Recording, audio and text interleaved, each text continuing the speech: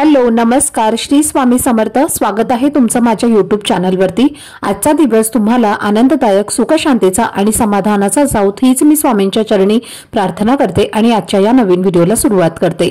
पण त्या अगोदर तुम्ही माझ्या चॅनलवरती जर नवीन असाल तर चॅनलला पण लगेच सबस्क्राइब करा आणि कमेंट मध्ये श्री स्वामी समर्थ लिहायला। आपल्या हिंदू धर्मात पितृपक्षाला अत्यंत महत्त्व आहे, कारण या काळात दिवंगत आत्म्यांच्या शांतीसाठी श्राद्ध, तर्पण आणि पिंडदान केलं जातं। पितृपक्षाच्या 16 दिवसीय काळात आपल्या पूर्वजांचा आत्मा शांत होऊन त्यांच्या आशीर्वादाने कुटुंबाची प्रगती होईल अशी धार्मिक श्रद्धा आहे। तर यावर्षी पितृपक्षाची सुरुवात 7 सप्टेंबर पासून झाली असून 21 सप्टेंबरला सर्व पितरी अमावस्येला समाप्त होईल। या काळात आपल्या पूर्वजांचे आत्मे पृथ्वीवर येऊन आपल्या वंशजांकडून अन्न आणि पाणी स्वीकारतात अशी धार्मिक मान्यता आहे। पितृपक्षात श्राद्ध केले जात असल्याने पूर्वजांचे आशीर्वाद मिळतात आणि घरात शांती, सुख, समृद्धी येते। यावेळी कुटुंबातील सदस्य आपल्या पूर्वजांच्या आशीर्वादासाठी आणि मार्गदर्शनासाठी पूजा आणि तर्पण करत असतात। पितृपक्षात कृतज्ञता आणि आदर व्यक्त करून त्यांचे आशीर्वाद मिळवले जातात। आपल्याला जर आपल्या पूर्वजांच्या मृत्यूची तिथी माहिती नसेल तर सर्व पितृ अमावस्या हा एक खास दिवस मानला जातो। तर या दिवशी श्राद्ध करणं अत्यंत शुभ मानलं जातं।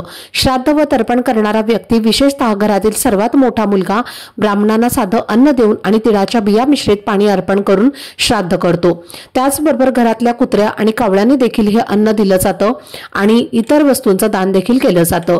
पितृपक्षाच्या काळात काही महत्त्वाचे नियम पाळले जातात। या काळात घर, गाडी, बंगला, सोने किंवा चांदी या वस्तूंची खरेदी करणं वर्ज्य मानलं जातं। यासोबतच जीवनावश्यक वस्तूंमध्ये मीठ, तिळाचं तेल आणि झाडू या वस्तूंची खरेदी देखील पितृपक्षात वर्ज्य मानली जाते। जर तुम्हाला या वस्तू खरेदी करायच्या असतील तर त्या फक्त दान करण्यासाठी खरेदी कराव्यात। पितृपक्ष सुरू होण्याच्या आधीच तुम्ही 15 दिवस पुरेल जीवनावश्यक वस्तू खरेदी करून ठेवाव्यात, त्यामुळे तुम्हाला पितृपक्षाच्या काळात कोणतीही अडचण येणार नाही। पितृपक्षात काही भाज्यांचा देखील वर्ज्य केला जातो, जसं की कांदा, लसूण, तामसिक पदार्थ आणि नॉनव्हेज याचं सेवन करणं पितृपक्षात वर्ज्य आहे। याशिवाय कोबीची भाजी, दुधी भोपळ्याची भाजी आणि वांग्याची भाजी देखील पितृपक्षात खाणं वर्ज्य मानलं जातं। म्हणजेच पितृपक्षाच्या काळात या सर्व गोष्टींचा त्याग करून आध्यात्मिक दृष्ट्या शुद्ध आणि शांतीपूर्ण राहणं महत्त्वाचं आहे। पितृपक्षाच्या काळात आपल्याला आपल्या पूर्वजांचा अपमान होणार नाही याची काळजी घेणं फार महत्त्वाचं आहे। यासोबतच पितृपक्षात दहीभात घरात ठेवणे हे एक अत्यंत महत्त्वाचं कार्य मानलं जातं। दहीभात अर्पण केल्याने पितरांना शांती मिळते आणि पितृदोष हा दूर होतो, त्यामुळे घरातील दारिद्र्य कमी होऊन समृद्धी येते असं मानलं जातं। दहीभात घरात ठेवला की कावळ्याला अर्पण केला तर नजर दोष आणि करणीबाधेचा त्रास कमी होतो। पितरांना प्रसन्न केल्याने घरात सकारात्मक ऊर्जा येते आणि कुटुंबातील सदस्यांमधले मतभेद कमी होतात। घरात वारंवार भांडण, आजारपण आणि मानसिक ताणतणाव असणाऱ्यांनी दहीभाताचा उपाय केल्याने चांगला फरक पडतो। पितृपक्षात विशेषतः पितरांच्या तिथीला दहीभात अर्पण करणं शुभ मानलं जातं। अमावस्येच्या दिवशी पितरांना दहीभात अर्पण करण्याची परंपरा आहे, त्यामुळे पितृपक्षाच्या काळात एकदा तरी दहीभाताचा उपाय करून तुम्ही पहा, याचा खूप चांगला अनुभव तुम्हाला मिळेल। आता दहीभाताचा उपाय कसा करायचा हे आपण आता पाहूयात। सर्वात आधी तुम्हाला या दिवशी सकाळी लवकर उठायचं आहे आणि एक गोष्ट लक्षात ठेवा की घरातली महिला किंवा पुरुष कोणताही व्यक्ती हा उपाय करू शकतो, पण पिरियड्स चालू असतील तर महिलांनी हा उपाय करणं टाळावं। याशिवाय हा उपाय करत असताना मनात कुठेही नकारात्मक विचार येऊ द्यायचे नाहीत। दहीभात उपाय आपल्याला लाखो रुपये देणार नाही, पण शांती, समृद्धी आणि आलेला पैसा टिकवून राहण्यास मदत करेल। घरातील भांडणं कमी होऊन नजर दोष, नकारात्मकता दूर होईल आणि यासाठी सर्वप्रथम आंघोळीच्या पाण्यात थोडीशी हळद टाकून त्याने स्नान करा।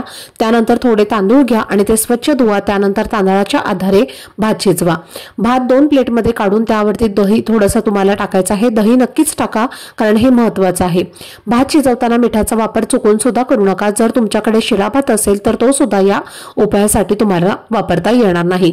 भात इतकाच शिजवा की त्याचा उपयोग फक्त आपण उपायासाठी करू शकू आणि उरलेला भात हा घरामध्ये परत वापरता येणार नाही। आता एका प्लेटमध्ये तुम्ही तयार केलेला भात आणि दही घेतल्यावर घरातील प्रत्येक कोपऱ्यात हा भात फिरवा। हॉल, किचन, बेडरूम इत्यादी सर्वत्र ठिकाणी फिरवायचा आहे आणि त्यानंतर एका मोहरीच्या तेलाचा दिवा तुम्हाला घ्यायचा आहे आणि एक तांब्यावर पाणी घ्या आणि पिंपळाच्या झाडाजवळ जा। तर या झाडाला पाणी अर्पण करा आणि दिवा दक्षिण दिशेला तोंड करून ठेवा। दहीभात झाडाखाली ठेवून द्या। दक्षिण दिशेला नमस्कार करा आणि पिंपळाच्या झाडाच्या 5 प्रदक्षिणा करा। ओम पितृदेवाय नमः या मंत्राचा जप करा। तर अशा पद्धतीने तुम्ही हा उपाय करू शकता। तर यावेळी तुम्ही केलेला दहीभाताचा उपाय पूर्ण झाल्यावर तो भात एका प्लेटमध्ये किंवा पानावर ठेवून त्या ठिकाणी तुम्ही ठेवू शकता। तर तिथे येणारे पशु पक्षी या भाताला खातील आणि तितकीच आपल्या घरातली सर्व इडापिडा, दरिद्रता आणि पितृदोष जो आहे तर तो दूर होईल। तर हा उपाय पितृपक्षाच्या कालावधीत केल्यामुळे तुमच्या घरात सकारात्मक बदल। जर तुम्ही हा उपाय सर्व पितृ अमावस्येपर्यंत केल्यास तुम्हाला याचे उत्तम फायदे अनुभवता येतील। मात्र रविवार सोडून इतर कोणत्याही दिवशी तुम्ही हा उपाय करू शकता। आता पुढे आणखी एक छोटा उपाय आहे। एका प्लेटमध्ये थोडा दहीभात काढून तो घरातील लहान मुलांच्या डोक्यावरून तुम्हाला उतरवायचा आहे आणि त्यानंतर कावळ्याला खायला द्यायचा आहे। त्यामुळे मुलांचा आजारपण, दुःख, संकट आणि प्रगतीतल्या अडचणी ज्या आहेत तर त्या दूर होतात। तर हा उपाय सुद्धा खूप प्रभावी आहे। तुम्ही तो केल्यास नक्कीच तुम्हाला याचा फायदा होईल। आजचा व्हिडिओ जर तुम्हाला आवडला असेल, माहितीपूर्ण वाटला असेल तर व्हिडिओला लाईक, शेअर आणि चॅनलला सबस्क्राईब नक्की करा। भेटूयात पुढच्या व्हिडिओमध्ये। तोपर्यंत सर्वांना श्री स्वामी समर्थ।